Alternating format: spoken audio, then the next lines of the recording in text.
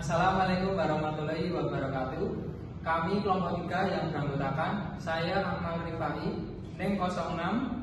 Saya Rika Bena Azara, NIM 036. Saya Siva Kaseria dengan NIM 031. Saya Latifah Nur Aini dengan NIM 047. Baiklah, di sini kami akan membuat video pembelajaran untuk memenuhi tugas UAS pada mata kuliah Teknologi Informasi dan Komunikasi yang diampu oleh dosen Bu Gebi Adelestia, Magister Pendidikan. Selamat menyaksikan. Kami di sini akan menyampaikan materi pembelajaran menyimak di SD. Yang pertama, pengertian menyimak. Yang kedua, tujuan menyimak.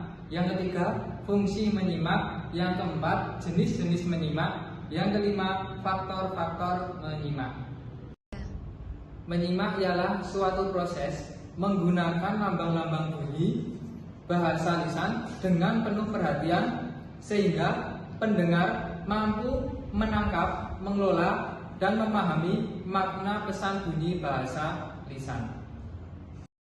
Menurut Riakan ada 8 tujuan menyimak, yaitu yang pertama untuk belajar, yang kedua untuk menikmati keindahan audial, yang ketiga untuk mengevaluasi, yang keempat untuk mengapresiasi, yang kelima untuk mengkomunikasikan ide-ide, yang keenam dengan maksud untuk membedakan bunyi-bunyi yang tepat, yang ketujuh untuk memecahkan masalah, yang kedelapan secara persuasif. Menurut catur guna simak H.G. Triagan, 1. Agar dapat memberikan responsi yang tepat. 2. Memperoleh informasi yang berkaitan dengan profesi. 3. Mengumpulkan data agar dapat membuat keputusan yang masuk akal. 4. Membuat hubungan antar pribadi lebih efektif. Pembelajaran menyimak di kelas rendah berfungsi. 5. Menirukan lafal atau bunyi bahasa Indonesia yang baik dan benar. 6. Mengemukakan tema dan nilai dalam dongeng. 7. Menceritakan kembali pesan yang disampaikan. 8. Menyusun petunjuk-petunjuk atau nasihat berdasarkan dongeng yang telah disimak. Secara garis besar, menyimak dibagi menjadi 2 jenis, yakni menyimak ekstensif dan menyimak intensif. 1. Menyimak ekstensif adalah jenis kegiatan menyimak mengenai hal-hal yang lebih terhadap sesuatu ujaran. Tidak perlu di bawah bimbingan langsung. Umumnya, menyimak ekstensif dapat dipergunakan bagi 2 tujuan yang berbeda. Contoh, menyimak pengumuman. Menyimak ekstensif meliputi A. Menyimak sosial, B. Menyimak sekunder, C. Menyimak estetik, dan D. Menyimak pasti. Berikutnya, yang kedua, menyimak intensif adalah menyimak yang harus dilakukan dengan sungguh-sungguh dan penuh konsentrasi agar dapat menangkap makna yang dikehendaki. Menyimak intensif diakhiri dengan kegiatan mengungkapkan kembali sesuatu yang dipahami secara lisan maupun tertulis. A. Menyimak kritis, B. Menyimak konsentratif, C. Menyimak kreatif, D. Menyimak eksploratif, E. Menyimak interogatif, F. Menyimak selektif.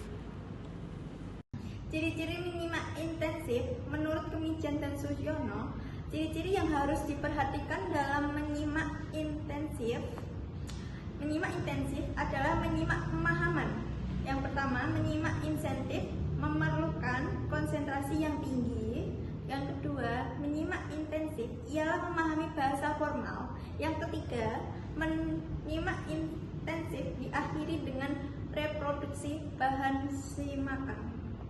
Tahap-tahap menyimak, yang pertama mendengarkan atau hearing, yang kedua memahami atau understanding, yang ketiga menginterpretasi atau interpreting, yang keempat mengevaluasi atau evaluating, yang kelima yaitu menanggapi atau responding.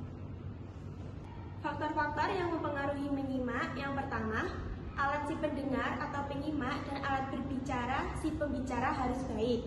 Yang kedua, situasi dan lingkungan pembicara itu harus baik. Dengan kata lain, ekologi bahasa harus baik. Yang ketiga, konsentrasi penyimak kepada pembicaraan.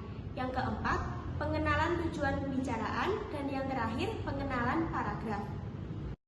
Kesimpulan, pembelajaran menyimak di SD sangat penting karena merupakan keterampilan dasar yang mendasari kemampuan berbahasa lainnya. Namun, perhatikan terhadap pembelajaran menyimak masih kurang. Oleh karena itu, diperlukan pengembangan materi pembelajaran menyimak yang menarik, konseptual, dan sesuai dengan perkembangan siswa agar tujuan pembelajaran dapat tercapai secara optimal.